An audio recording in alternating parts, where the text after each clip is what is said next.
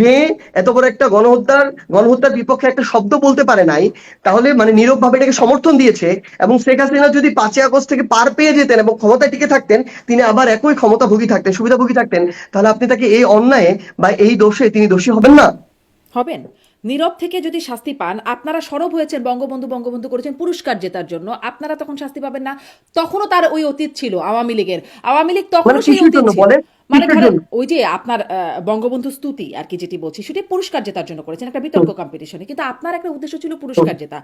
আর মাশরাফি এখানে নীরব থেকেছেন। আপনারা ছাত্রলীগ করেছেন, তখনও ছাত্রলীগের ইতিহাস খারাপ, তখনও আমরা দেখতাম ছাত্রলীগ ওই একটা একটা শিবির ধর ওইটা তখনও ছিল, বা তখনও মানে ছাত্রলীগের নির্যাতনের বিষয়গুলো ছিল, না, হ্যাঁ, তখন আপনারা ছাত্রলীগ করেছেন। ছিল, তখন ছিল। আপনারা সরকারি হুম। চাকরির জন্য যখন মানে প্রিপারেশন নিচ্ছেন, সেই সরকারের আমলেই চাকরি পাবেন জন্য আপনারা কাজ করছেন, আপনারা সেই বঙ্গবন্ধুর বাংলায় বৈষম্যের ঠাঁই নাই বলে করছেন, মানে সবই তো আপনারা স্বার্থ হাসিলের জন্য করছেন। তাহলে একটা নীরব থাকা মানুষের উপর এত ক্ষোভ কেন? তিনি যদি তার স্বার্থ, হুম, হুম, তিনি হুম, ভালো মানুষ না, তিনি তার স্বার্থ হাসিলের হুম। জন্য কাজ করছেন, না, না, এই জন্য তার বাড়িঘর আপনি সব পুড়িয়ে দিবেন, মানে বল এটাকে আপনি না, ভ্যালিডিটি দেবেন? আপনিও মানে ছাত্রলীগ করা সেই একটা ব্যাখ্যাও নিশ্চয়ই বিভিন্ন সময় আপনি দিয়েছেন, বা আপনি সবসময় বঙ্গবন্ধুর প্রশংসায় পঞ্চমুখ থাকতেন, আমার বঙ্গবন্ধুকে সম্মানিত করলে জাতি সম্মানিত হবে, সেই ভাইরাল বক্তব্য আমরা দেখেছি। এমনকি কোটা আন্দোলনটা যখন মানে বৈষম্য বিরোধী আন্দোলনটা 24-এর যেটি হলো, সেখানেও আমরা দেখেছি বঙ্গবন্ধুর বাংলায় বৈষম্যের ঠাঁই নাই, এই ছিল স্লোগান। তারপরে যখন আপনারা জয়ী হলেন, তারপরে মুজিববাদ মুর্দাবাদ কেন? প্রথমত হচ্ছে মানে কিছু জিনিস হয়তো এটা আপনার জায়গা থেকে ওই তথ্যটা আপনার কাছে নাই দেখে আপনি মিস ইন্টারপ্রেট করছেন বা ভুলভাবে আপনি উপস্থাপন আপনি করছেন। এই জন্য আপনি আচ্ছা। বা আপনার সবাই যারা আমাদের দর্শকও আছে যারা, তারা হচ্ছে যে একটা বা দুইটা সম্ভবত বক্তব্য তাদের কাছে আসে, এটা কোনো পলিটিক্যাল বক্তব্যের জায়গা না। হুম। এটা ছিল একটা বিতর্ক প্রতিযোগিতা। আওয়ামী লীগের সময় অধিকাংশ বিতর্ক প্রতিযোগিতা যেগুলো এরকম অ্যারেঞ্জ করা হতো সরকারি ভাবে বা বিভিন্ন জায়গা থেকে, ওই প্রতিযোগিতাগুলোর ওই বিতর্কের বিষয় কেন্দ্রিক ছিল শেখ হাসিনা, হুম। আওয়ামী লীগ, হুম। বঙ্গবন্ধু, এই রিলেটেড বিষয় ছিল। তো ঢাকা ইউনিভার্সিটি অ্যালামনাই অ্যাসোসিয়েশন একটা বিতর্ক প্রতিযোগিতার আয়োজন করেছিল, উপস্থিত বক্তৃতা প্রতিযোগিতা। বিতর্কের বিষয় ছিল আমার বঙ্গবন্ধু। তাহলে আমি এখন কি নিয়ে বলবো ওই জায়গা থেকে? আমি জিয়াউর রহমানকে নিয়ে বলবো? আমি ওই জায়গা থেকে, আমি তো একজন বিতার্কিক, আমার উদ্দেশ্য একটাই, আমার পুরস্কার জিততে হবে, আমার চ্যাম্পিয়ন হইতে হবে, আমার উদ্দেশ্য একটাই। এবং এরকম আমি বেশ কিছু, সর্বশেষ 2022 সালে অগাস্টে ঢাকা ইউনিভার্সিটি ডিবেটিং সোসাইটি একটা বিতর্ক প্রতিযোগিতার আয়োজন করে, যেখানে ওই শোকের মাস অগাস্ট, ওই অনুযায়ী একটা বিতর্ক প্রতিযোগিতা, বিতর্ক টপিকটা ছিল ওই রকম। তো আমার ওইটা সর্বশেষ বিতর্ক ছিল। তো ওইখানে আমি পুরোটা করেছি আওয়ামী লীগ, মুজিবুর রহমান, ছাত্রলীগ, একদম সেই 1947 কিছু বিষয়ের ক্রিটিসিজম করে। হুম। এবং ওই বিতর্ক প্রতিযোগিতাতেও আমি হয়েছে, কিন্তু ওইটার সামনে আনা হয় না, কারণ ওই খেলে আমি আওয়ামী লীগকে ক্রিটিসাইজ করেছি, শেখ মুজিবুর রহমানের সমালোচনা করেছি, শেখ হাসিনার কঠোর সমালোচনা করেছি, ওটা আনা হয় না। ওই বিতর্কের ওইটা নিয়ে আসা হয়, কারণ ওইটা আনলে এখন যেটা হয় যে আমাকে একটু প্রশ্ন করা যাবে, একটু জি, বিব্রত করা খুব যাবে। স্বাভাবিক না? কিন্তু সেটা সেটাই একটা তো। মানে বিতর্কের আপনার এটা টপিক ছিল, আপনার এটা সাথে প্রথমে আমি সাংঘর্ষিক আপনাকে বলেই, স্পষ্ট করলাম। আপনার বর্তমান অবস্থানের সাথে সাংঘর্ষিক বলেই সেটি আনা হয়। আপনার তো এটাই অবস্থান যে আপনি শেখ মুজিবুর রহমান, শেখ হাসিনার সমালোচনা করবেন। হ্যাঁ, ফলে হ্যাঁ, হ্যাঁ, ফলে হ্যাঁ। ওটি তো আর আনবার বিষয় হুম। না। সার্জিস, আমি আপনার কাছে এটা আসলে চিনতে এবং চাই আমি যে এটাও বলি একটু আপনাকে। আমি একটু জিজ্ঞাসা করি যে পুরস্কার জিততে হবে, চ্যাম্পিয়ন হতে হবে বলে আপনি এই বিষয়গুলো বলেছেন যেটি আপনি বিশ্বাস করেন না। এখন ধরেন মানে আরেকটা প্রসঙ্গ আমি একটু মিলাই তার সাথে, ধরেন মাশরাফি, যার এখন ও না, বাংলাদেশ, আমি একটু অ্যাড করবো, একটু আমি আমি একটু একটু যোগ অ্যাড করি, করি এখানে। প্রশ্ন শেষ হ্যাঁ, করি, হ্যাঁ, আপনি হ্যাঁ, আরো বলো, বড় বলো। করে বলবেন যে ধরেন এখন বাংলাদেশ ক্রিকেট দল চ্যাম্পিয়ন হয়েছে, আমরা সবাই খুব খুশি, আপনিও সেলিব্রেট করছেন, দেখলাম আপনি ফেসবুকে পোস্ট দিয়েছেন। এরকম মাশরাফির নেতৃত্বে অনেক অনেক ম্যাচ জিতেছে বাংলাদেশ, সেও যদি মনে করে যে তাকেও জিততে হবে, চ্যাম্পিয়ন হতে হবে বা কিছু একটা করতে হবে আপনার মতোই যে পুরস্কার জিততে হবে, তাহলে তার আবার অনেক অন্যায়, তার বাড়িঘর ভাঙা জায়েজ, তার জীবনকে জীববৃত করে ফেলা মানে জায়েজ, এটি কেমন? পুরস্কার শুধু আপনাদেরই জিততে হবে? এই জিনিসটা হচ্ছে মানে একটু আহ মধু মিশিয়ে ব্যাখ্যা করা, যেভাবে উপস্থাপন করা আপনি ওইভাবে করার চেষ্টা করতেছেন, ব্যাপারটা এরকম না, আপনার আপনি না হয় অ্যাকচুয়ালটা পিতা বলা উচিত। মিশিয়েই বলেন। জি। হ্যাঁ, মানে না, ব্যাপারটা হচ্ছে কি, প্রথমত হচ্ছে আমি শেখ মুজিবুর রহমানের, ধরেন 50-60-এর দশক থেকে 1971 সালের বাংলাদেশ স্বাধীন হওয়া পর্যন্ত তার যে গুরুত্বপূর্ণ ভূমিকাগুলো, এগুলো আমি অ্যাকনলেজ করি, স্বীকার করি। এটা অস্বীকার করার কোনো সুযোগ নেই, কারণ ইতিহাসের সত্য জায়গাগুলো আপনি ধামাচাপা দিতে পারবেন না, এটা করার কোনো সুযোগ নেই। সো 1971 সালের 25শে মার্চের আগে পর্যন্ত তার যে অবদানের জায়গাটা নির্দ্বিধায় স্বীকার করি। ইভেন 25শে মার্চের পর থেকে 72 সালের ধরেন 10ই জানুয়ারি পূর্ব পর্যন্ত তাজউদ্দিন আহমেদ থেকে শুরু করে জাতীয় 4 নেতার যেটা অবদান ছিল সেটাও নির্দ্বিধায় স্বীকার করি। এবং 72 পরবর্তী সময়ে 75 পর্যন্ত শেখ মুজিবুর রহমান তিনি যে একজন স্টেটসম্যান হিসেবে ব্যর্থ হয়েছেন, ধীরে ধীরে স্বৈরশাসক হয়ে উঠলেন, স্বৈরশাসনের বীজটা যে তখন থেকে শুরু হলো বাকশাল কায়েমের মধ্য দিয়ে, তখন থেকে যে বাংলাদেশের মিডিয়াকে জিম্মি করা শুরু হলো, তখন থেকে যে বাংলাদেশের ভোট চুরি শুরু হলো 73-এর ওই নির্বাচনের মধ্য দিয়ে, এটাও আমি নির্দ্বিধায় স্বীকার করি। তো আমি যেমন অবদানটাকে স্বীকার করি, যেটা ক্রিটিসিজম এটাও স্বীকার করি। আমার হয়তো বিতর্কের কোনো একটা জায়গা ছিল যেখানে আমার শুধু অবদানটা বলতে হবে, আবার কোনো একটা জায়গা ছিল টপিকে যেখানে আমার শুধু ক্রিটিসিজম করতে হবে, টপিকটাই কেন্দ্রিক ছিল। এবং আমি এটাও আপনাকে বলছি যে ওই 72 থেকে 75-ও তার যে ভালো স্টেপ গুলো যদি যেগুলো ছিল আমার সেগুলো স্বীকার করতে কোনো সমস্যা নেই। এখন মাশরাফির কথাটা আমি বলি, বাংলাদেশের এই যে ক্রিকেটের জায়গা, ক্রিকেটের যে অল্প কয়েকজন খেলোয়াড়কে আমার অনেক বেশি পছন্দ, তার মধ্যে মাশরাফি একজন। এখন এটা হচ্ছে এই যে ক্রিকেটার মাশরাফি, আমি এটা মনে করি ব্যক্তিগতভাবে তিনি যদি তার জায়গা থেকে একটা দল, যেই দলে তিনি একটা অংশগ্রহণ করলেন ভালো কথা, 18 নির্বাচন করলেন, এমপি হলেন, পুরো বাংলাদেশ তার জায়গা থেকে দেখলো যে 18 নির্বাচনটা একটা রাতের নির্বাচন ছিল এবং গুরুত্বপূর্ণ একটা রাজনৈতিক দল অংশগ্রহণ করেনি। এবং তার ওই আসনে আমরা যদি নির্বাচনের ওই ফলাফলটা আপনি দেখেন, নির্বাচনের ফলাফল আমরা যেটা দেখলাম যে 95% বা 94% ভোট শুধু তিনি একাই পেয়েছেন। হ্যাঁ, নির্বাচন। তাহলে এই নির্বাচনে মানে আমার যে জায়গাটা, আমি 24-এর নির্বাচনে 7ই জানুয়ারি স্পষ্ট আমার সোশ্যাল মিডিয়া এখনো পোস্ট আছে, এই নির্বাচনকে আমি সোশ্যাল মিডিয়ায় পোস্ট দিয়ে বর্জন করেছিলাম, বয়কট করেছিলাম, এবং আমি বলেছিলাম যে এই নির্বাচনটার মধ্য দিয়ে বাংলাদেশে যারা ক্ষমতা আসবে তারা কোনোদিন জনগণের সরকার হইতে পারে না। তো এই ধারণাটা ধরেন আমি সাপোজ 17 থেকে 22 সাল পর্যন্ত ছাত্রলীগের প্রোগ্রাম করেছি, গেস্ট রুম করেছি, এবং আমি আপনাকে এটা বলি আমার কোনোদিন ছাত্রলীগের কোনো পদ পদবি ছিল না, এটুকু স্পষ্ট করি, যদি আমাকে অনেক বড় নেতা বানিয়ে দেওয়া হয়। তো সেই জায়গা থেকে এই 22-এর পর থেকে আমি একদম পড়াশোনার দিকে চলে যাই, বিসিএস কেন্দ্রিক পড়াশোনা, জব রিলেটেড আর কি। তো এরপরে 24-এর শুরুতেই প্রথম জুলাইয়ের 3 তারিখে 4 তারিখে এই সময় আমাকে ছাত্রলীগের নির্দেশে হল থেকে বের করে দেওয়ার নির্দেশ দেওয়া হলো। এবং আমি যখন হলের মানে ব্যাগ গাটি গুছায় আমি যখন হল গেটে আসলাম, পুরো ঢাকা বিশ্ববিদ্যালয় থেকে হাজার হাজার স্টুডেন্ট এসে দাঁড়ালো, তারা জানতে পারলো যে আমাকে বের করে দিচ্ছে ছাত্রলীগ হল থেকে, তারা এসে দাঁড়ালো এবং তারা ওই সময় আমাকে আবার হলে ফিরে নিয়ে গেল। তো এই প্রথম আক্রমণটা ওই সময় আমার উপর দিয়ে আসে। এবং আমার যখন সুযোগ হয়েছে, আমি আমার জায়গা থেকে আপনাকে এইটুকু বলি, আমার first year, second year, third year একটা স্টুডেন্টদের এককভাবে এই সক্ষমতা কোনোদিন ছিল না যে একটা সিস্টেমের বিরুদ্ধে একাই রিভোল্ট করবো, করে কিছু একটা করতে পারবো। যেদিন আমার মনে হয়েছে যে আমি রিস্কটা নিব, যে যা হচ্ছে অন্যায় হচ্ছে, যেটা এখন করতেছে এটা ঠিক না, ওই দিন আমি সামনে আগায় গেছি এবং আমি নেতৃত্বের জায়গাটাতে ছিলাম একদম ডে 1 থেকে, এমন না যে পরে আসছি এসে যুক্ত হয়েছি, এবং লাস্ট ডে পর্যন্ত। তো আমার যখন মনে হয়েছে যে আমি এটা করতে পারবো, এখন কিছু হলে আমি মোকাবেলাও করতে পারবো, তখন আমি এটাতে দাঁড়াইছি কিন্তু।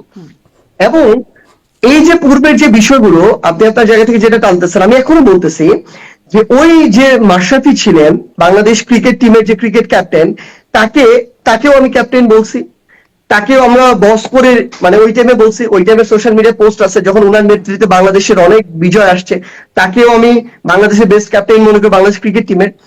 কিন্তু সমস্যাটা যেই জায়গায়, সমস্যাটা হচ্ছে একে তো তিনি ধরেন, আমি ধরলাম তিনি তার জায়গায় ব্যক্তি মাশরাফি কোনো ধরেন অন্যায়ের সাথে ওইখানে জড়িত না, কিন্তু তার ওইখানকার আসন কেন্দ্রিক যে আওয়ামী লীগের পুরো সিস্টেমটা, যে সিস্টেমের তিনি অংশ বা মুকুট, তিনি এই পুরো সিস্টেমটা একটা স্বৈরাচারী অবস্থা সেখানে কায়েম করেছে।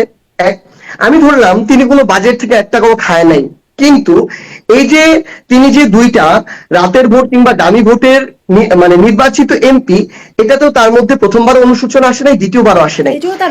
এই যে সামগ্রিক বিষয়, সবচেয়ে গুরুত্বপূর্ণ যেটা আমরা যেটা প্রত্যাশা করছিলাম, না, এটা তো মানুষের ক্ষোভ, এটা তো সাধারণ মানুষ করেছে, এটা তো আমরা করতে যাই নাই। এবং 5ই অগস্টে হয়েছে।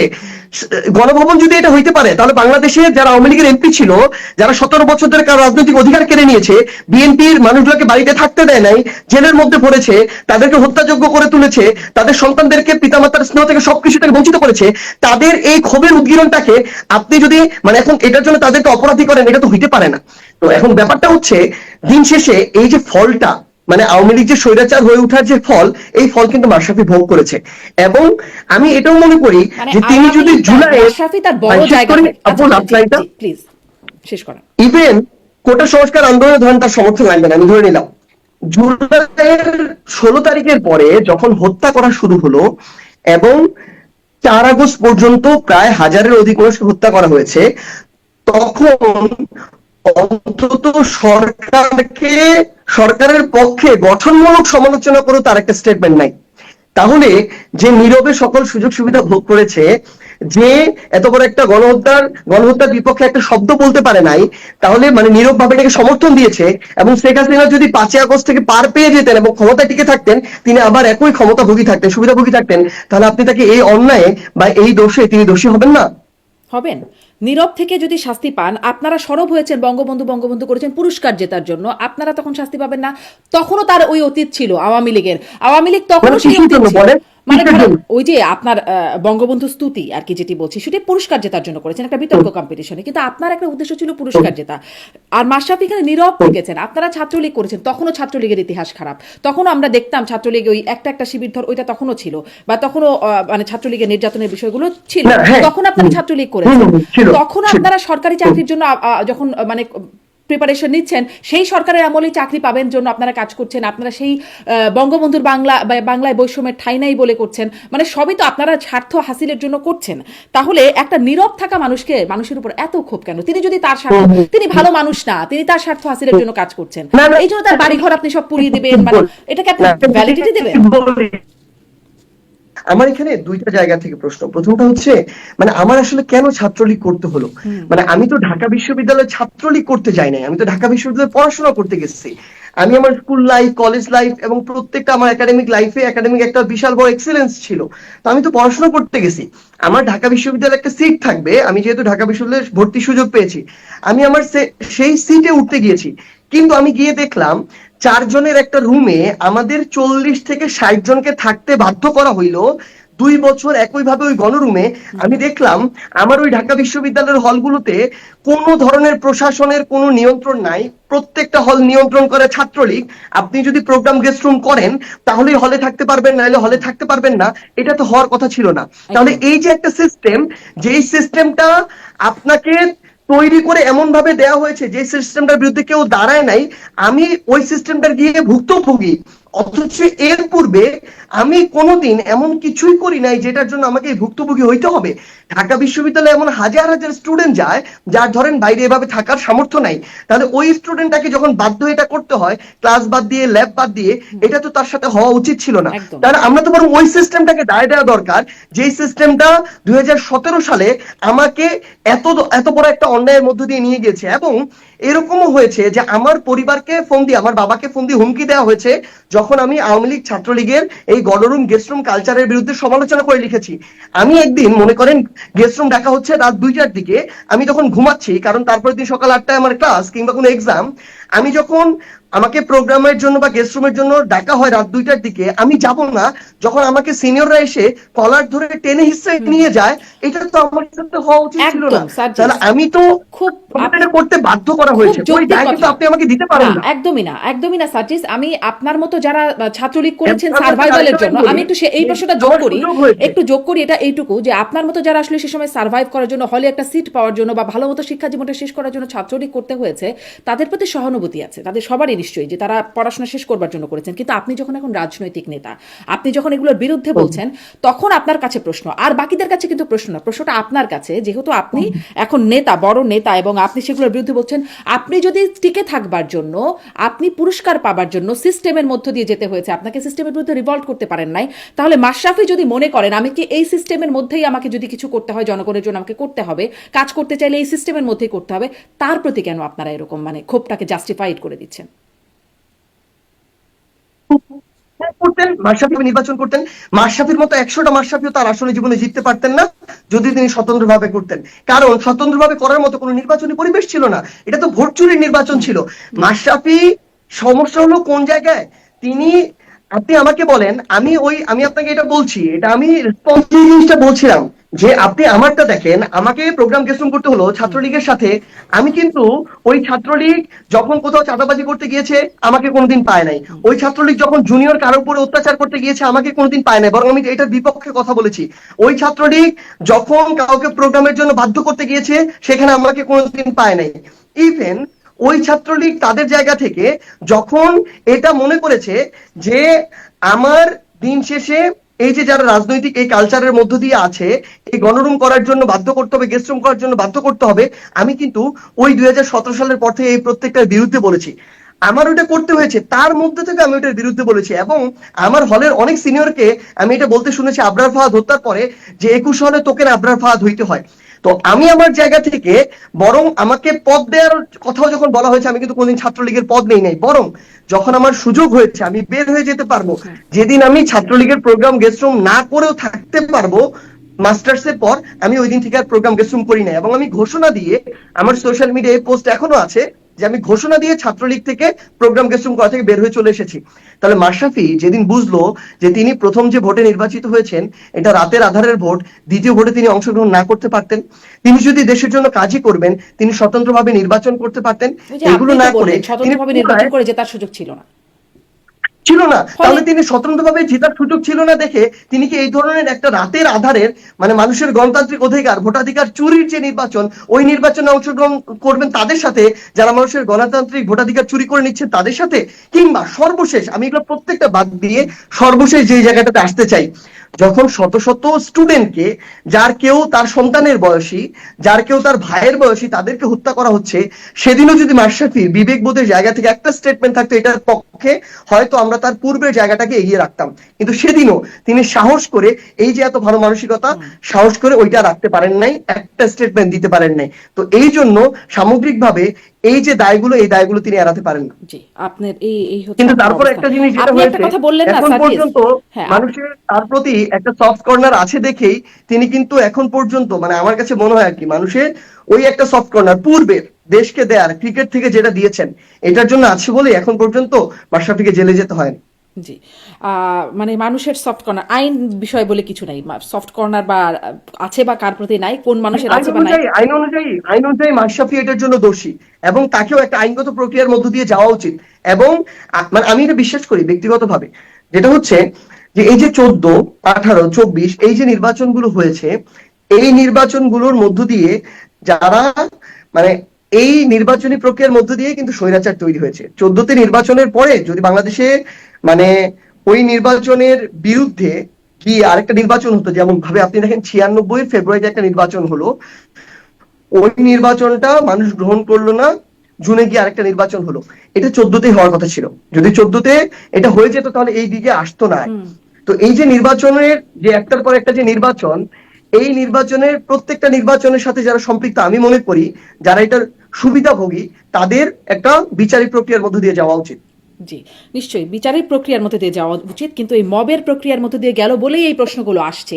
আপনি একটু আগে বলছিলেন যে আপনি বঙ্গবন্ধুর 71-এর আগের যে, জুলাই অভ্যুত্থানকে মব বলার চেষ্টা না না, করতেছেন? জুলাই অভ্যুত্থানকে কেন মব বলছি, তারপরে যে মবের মধ্য দিয়ে তাদের বাড়ি ঘর ভাঙাচোরা, বা তারপরে আরো, মানে জুলাই অভ্যুত্থান তো আমি এটাকে জীবনে মব বলবো না। নো, আপনি এটাকে মব বলতেই পারেন না। কেন পারেন না? আপনি 5ই আগস্টে মানুষের ক্ষোভের বহিঃপ্রকাশ যদি মব বলেন, তাহলে জুলাইকেও মব বলেন। তাহলে যেটা হবে, আপনি মানে জুলাইকে মব বলা যাবে না বললে তো মানুষের আক্রোশের মুখে পড়তে হবে, এই জন্য আপনি এটাকে বলবেন না। কিন্তু ওই দিন মানুষের ক্ষোভের বহিঃপ্রকাশকে যদি আপনি মব বলেন তাহলে তো হইতে পারে না। তাহলে গণভবনে যেটা হয়েছে এটা কি মব? পুরো বাংলাদেশে যে জিনিসটা হয়েছে এটা কি মব? না, এটা তো মব আপনাদের হতে পারে না। ক্ষোভ, এটা তো ওই দিন সেটাই, হয়েছে। ক্ষোভটা আসলে কতদিন ধরে টিকবে সেটারও তো একটা সময়কাল থাকা দরকার ছিল, যেটি আসলে মাহফুজ আলম বলছেন। আমার কথা বাদ দেন, মাহফুজ আলম বলছেন মবকে মানে জুলুমের শিকার ব্যক্তিরা যখন, মজলুমরা যখন মব স্টারদেরকে সমর্থন করলো বা মবকে সমর্থন করলো,